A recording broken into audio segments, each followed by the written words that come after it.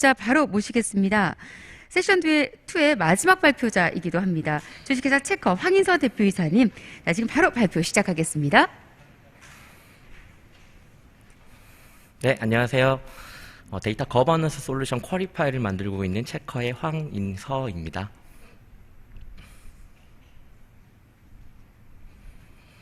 네. 그 데이터 거버넌스라고 하면 좀 생소하실 수도 있는데요. 아마 최근에 뭐 세일즈포스가 인수한 태블루라든지 뭐 구글이 인수한 루커 이런 BI 솔루션 회사들은 아마 잘 아실 거예요. 근데 거버넌스라고 하는 단어가 한국에서 잘 쓰이는 단어가 아니다 보니까 잘 생소하실 수도 있지만 사실 거버넌스라고 하는 게 모든 데이터 월드에서 가장 중요한 영역이라고 할 수 있습니다. 왜 그렇냐면 결국은 이제 개인정보를 가지고 데이터를 분석해서 개인화를 하거나 또 새로운 어떤 추천 시스템들을 만들 텐데요. 개인정보를 합법적으로 사용하기 위해서는 이 거버넌스라고 하는 프레임워크가 이제 필수적입니다. 그래서 잘 아시는 것처럼 뭐 GDPR이라고 하는 규제도 있고요. 그다음에 미국에는 또 CCPA라고 하는 규제도 새로 생겼고요. 그다음에 한국에서는 또 ISMS나 굉장히 오래된 개인정보 보호법들이 이제 한국에 존재하고 있습니다. 그래서 오늘은 데이터 거버넌스로 출발했지만 조금 더 좁혀서 데이터베이스에 대한 접근 제어와 또 감사를 어떻게 해야 되고 또 이 데이터 접근 제어와 감사를 왜 해야 되는지 또 이게 결국 ISMS라고 하는 이제 인증이랑 또 연결이 되어 있거든요. 그래서 이 클라우드 환경에서 어떻게 하면 ISMS나 개인정보 보호를 조금 더 쉽고 빠르게 할 수 있는지에 대한 얘기를 좀 해보려고 합니다. 일단 먼저 한국에 있는 개인정보보호법, 그러니까 그 IT 사업을 하시다 보면 결국 이제 이런 5가지의 법들을 만나시게 될 텐데요.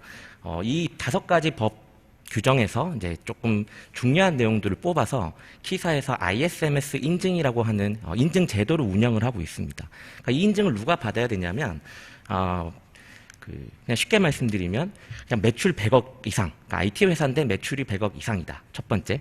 두 번째, IT 회사인데 매출은 아직 없지만 이제 사용자들이 지난 3개월 동안 100만 명이 넘었다. 이제 이런 회사들은 이제 ISMS를 반드시 받아야 되고요. 이제 안 받게 되면 이제 처벌이 이제 있거나 혹은 벌금이 나올 수 있는 그런 인증 제도를 운영을 하고 있습니다. ISMS를 조금 더 자세히 살펴보면요. 굉장히 다양한 일들을 사실은 ISMS 인증을 받기 위해서 이제 해야 되는데요. 관리 체계 수립 및 운영이라고 하는 16가지 이제 결국 이 분야는 약간 문서라고 생각하시면 되고요. 그다음에 보호 대책 및 요구 사항 64가지가 있고요. 그다음에 ISMS가 ISMS-P로 통합되면서 개인정보 처리 단계별 요구 사항 22가지가 또 추가가 됐습니다. 그러니까 이 거의 100개에 육박하는 요구사항들을 다 문서화하시고 어떤 시스템들로 하여금 요구사항들을 이제 만들어내셔야 되는데요.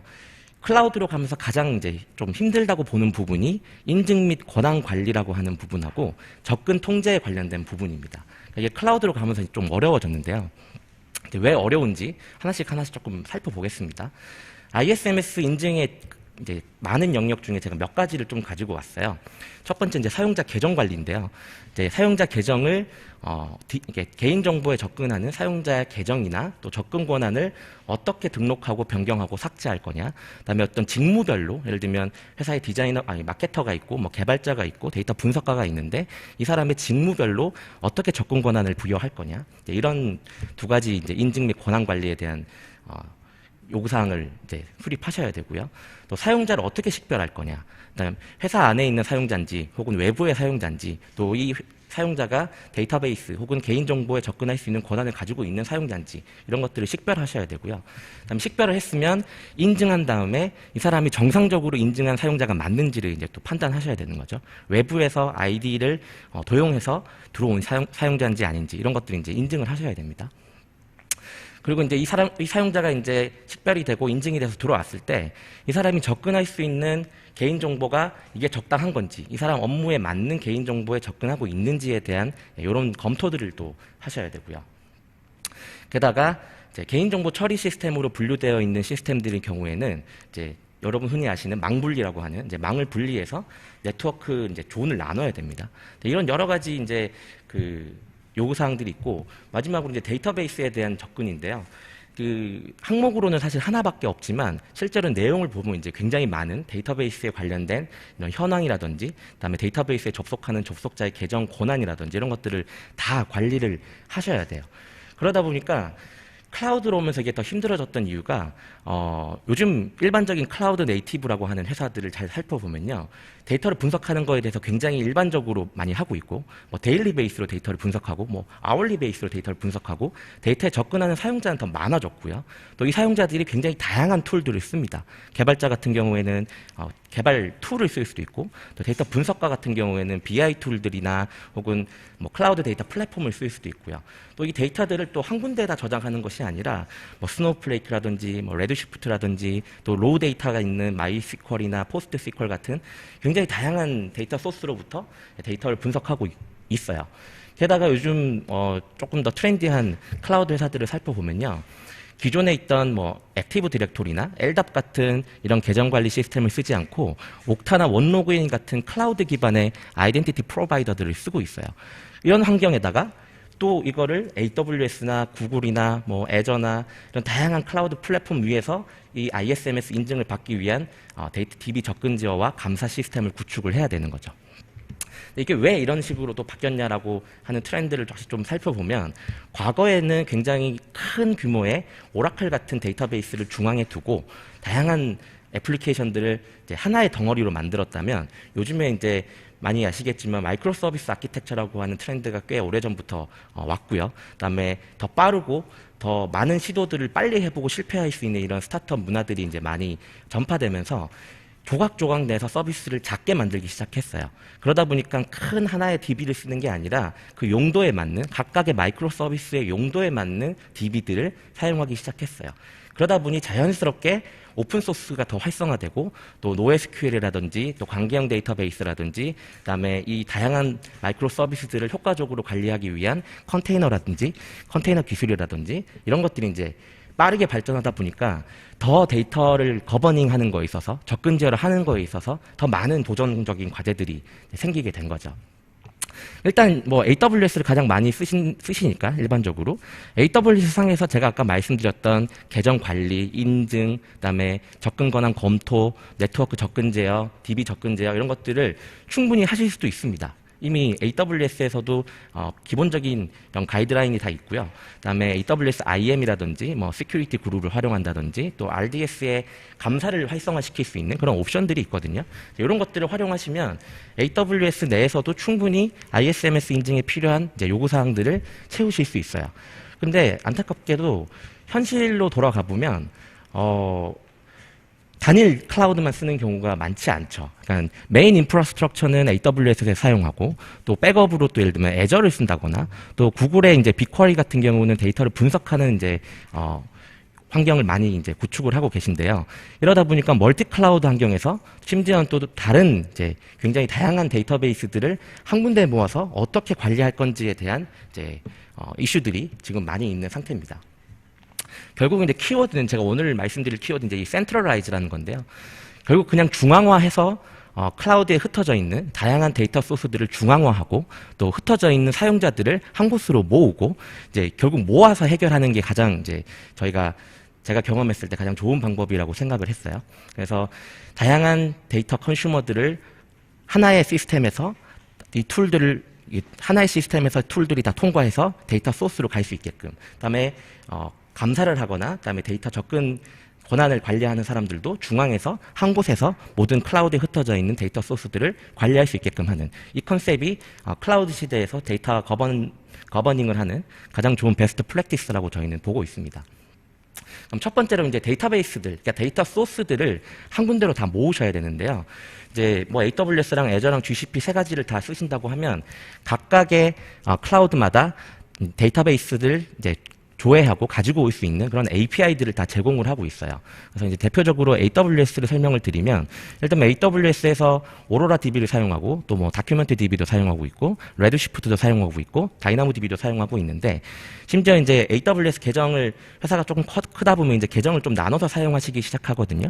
그럼 어카운트가 여러 개 있을 때 여러 개 있는 모든 어카운트에 있는 데이터베이스들을 또 한 군데로 모으셔야 되잖아요. 그래서 AWS에서는 크로스 어카운트 롤이라고 하는 기능을 제공하고 있어서 이 어카운트들을 다 엮어서 하나의 공간으로 동기화할 수 있도록 AWS SDK가 잘 제공을 하고 있습니다. 그리고 저희가 만들고 있는 이 쿼리파이라고 하는 제품에서도요.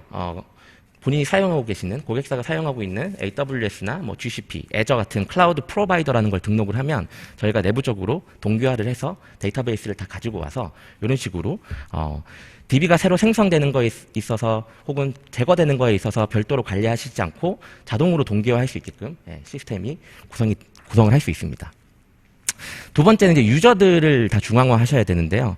뭐 약간 워스트 케이스긴 하지만 200명의 예를 들면 회사의 직원들이 있고 200명이 또 100개 정도의 데이터베이스에 접근한다고 했을 때 최악의 경우에는 그냥 2만 개의 계정이 생성될 수도 있어요. 각각 다 들어간다라고 했을 때는요.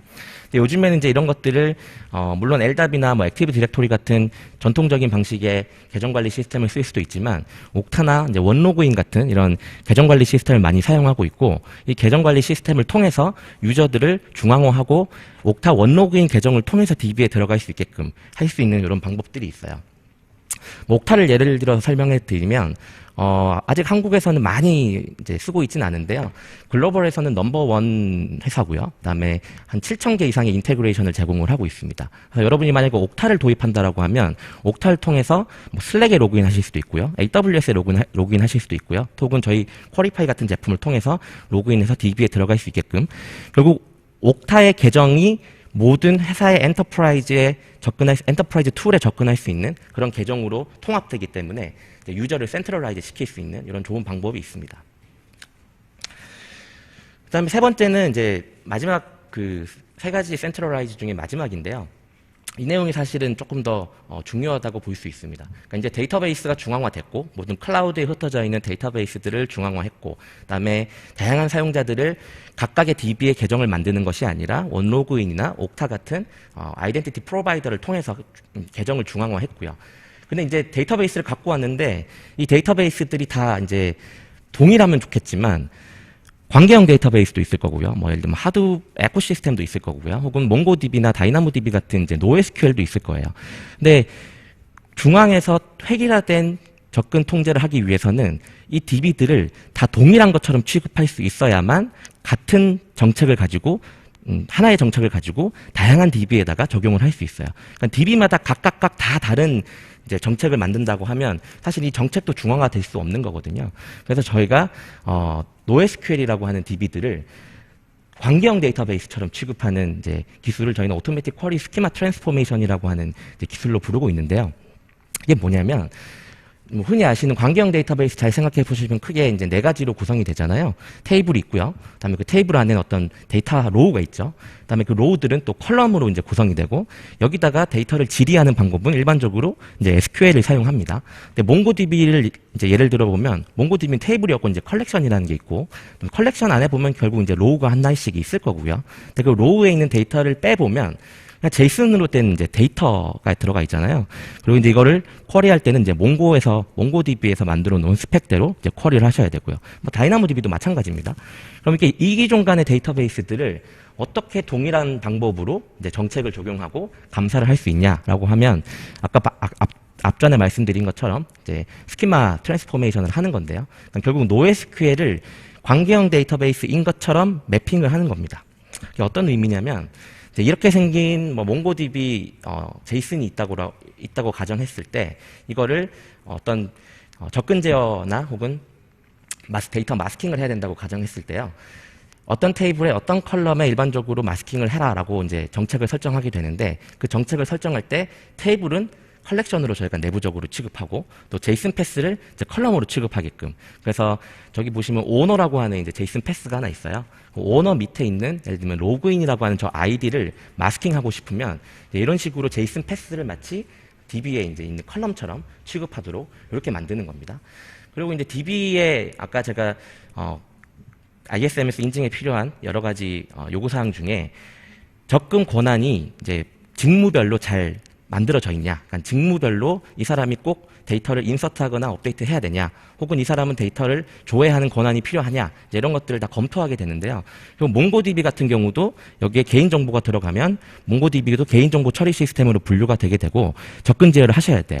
그러면 예를 들면 이제 데이터를 분석하는 분석가한테만 데이터 권한을 준다고 했을 때 그냥 심플하게 select라고 하는 우리가 흔히 알고 있는 SQL문의 select 커맨드라는 권한을 그냥 부여하면 내부적으로는 몽고에서 find나 find1, 뭐 aggregate 같은 명령어들을 매핑해서 내부적으로 처리하게 되는 거죠. 그러니까 관리자 입장에서는 그냥 select라는 권한만 몽고DB 혹은 MySQL 이런 다양한 DB의 SQL 사상으로 그냥 매핑만 하면 내부적으로는 몽고DB의 명령어로 이렇게 매핑할 수 있게끔 이런 식의 컨셉이 이제 들어가 있어야만 NoSQL이든 뭐 관계형 데이터베이스든 뭐 데이터 웨어하우스든 다 동일한 방식으로 접근 제어를 하시고 감사를 하실 수 있습니다. 그래서 뭐 쿼리파이 얘기를 다시 조금 드리면 쿼리파이는 이런 것들을 이제 다 제공하고 있어요. 그러니까 NoSQL이든 관계형 DB든 상관없이 저희가 만들어 놓은 매핑 테이블을 통해서 셀렉트 권한을 줬을 때 NoSQL에서 어떻게 동작하는지 다 미리 정리가 되어 있습니다. 마찬가지로 모든 DB들에 대해서 뭐 MySQL, NoSQL 전부 다 감사를 한 곳에서 할 수 있도록 만들어져 있고요. 그 외에도 이제 사실 세 가지에 대한 그러니까 데이터베이스를 중앙화하는 거, 그다음에 유저를 중앙화하는 거, 정책과 감사 로그를 중앙화하는 거 외에도 사실 실제로 이제 리얼월드에 가보면은 더 많은 이제 과제들이 있는데요. 저희가 이제 만났던 큰 몇 가지 과제는 보면 요즘 이제 워낙 컨테이너 시스템들을 많이 쓰시다 보니까 이런 ISMS에 필요한 데이터 거버넌스 솔루션을 도커나 K8s 같은 혹은 뭐 EKS나 뭐 AKS나 그다음에 GK 같은 이런 매니지드 컨테이너 클라우드 서비스에다가 이제 배포를 하려고 하는 니즈가 많은데요. 이런 것들에 대한 문제들도 사실은 이제 회사 인프라스트럭처에서 많이 데이터 거버넌스를 할 때 고민을 하셔야 되는 부분이고, 두 번째는 단순히 이제 어떤 거버넌스 솔루션에서 오딘 로그를 가지고 있는 것뿐만 아니라 이걸 가지고 가서 예를 들면 스플렁크나 뭐 데이터독이나 혹은 ELK 스택 같은 데에서 로그 데이터를 한 번 더 복제한 다음에 거기서 추가적으로 뭔가 분석을 하고 싶다고 했을 때도 이제 이런 고민들도 하셔야 되고요. 그다음에 뭐 자세히 말씀드리진 않았지만 스노우플레이크나 뭐 한국에서 아직 많이 쓰고 있지는 않지만요. 뭐 빅쿼리라든지 또 레드시프트 같은 데이터 웨어하우스에 대한 이제 거버넌스는 또 어떻게 할 건지에 대한 이런 고민들이 여전히 많이 이제 있습니다. 그래서 마지막으로 간단하게 쿼리파이를 좀 더 소개해드리면, 쿼리파이는 저희가 아까 제가 앞서서 말씀드렸던 이 세 가지의 센트럴라이즈 컨셉을 이제 그대로 구현한 DB 접근 제어 감사 솔루션이고요. 기존에 사용하시던 데이터 툴들, 그다음에 어떤 BI 솔루션들 이런 것들을 그대로 활용하시면서 사용자들이 쓰던 툴을 그대로 활용하고 또 기존의 데이터 인프라스트럭처를 바꾸지 않고 그대로 활용하면서 이제 AWS나 이런 클라우드 환경에서 빠르게 데이터 거버넌스 시스템을 구축할 수 있는 그런 솔루션이고요. 말씀드렸던 이제 클라우드에서 여러 클라우드에 흩어져 있는 데이터들을 동기화해 온다든지, 그다음에 롤 베이스나 애트리뷰트 베이스로 이제 사용자를 액세스 컨트롤 한다든지, 또 민감한 데이터에 대해서는 이제 실시간으로 마스킹 한다든지 이런 기능들을 제공하고 있습니다. 당연히 이제 쿼리파이는 도커나 쿠버네티스 같은 컨테이너 기반으로 굉장히 빠르게 배포하실 수 있고요. 그다음에 이런 기술들을 가지고 다양한 클라우드 CSP에다가 배포를 하실 수 있습니다. 그다음에 뭐 단순히 관계형 데이터베이스뿐만 아니라 요즘 워낙 클라우드를 쓰는 회사들은 아까 마이크로 서비스 아키텍처라고 하는 이런 아키텍처를 많이 도입하고 있다 보니 데이터 웨어하우스라든지 또 NoSQL을 많이 쓰고 있는데요. 다양한 데이터 웨어하우스와 DBMS들도 함께 지원하고 있습니다. 지금까지 한국에 있는 웬만한 큰 클라우드 네이티브 회사들은 대부분 이제 저희 제품을 도입해서 사용하고 있고요. 지금도 굉장히 앞으로 기대되는 그런 회사들이 저희 제품을 계속 POC를 하고 있는 그런 상황입니다. 네, 이상으로 클라우드 기반의 데이터베이스 접근 제어 및 감사 솔루션을 만들고 있던 쿼리파이의 황인서였습니다. 고맙습니다.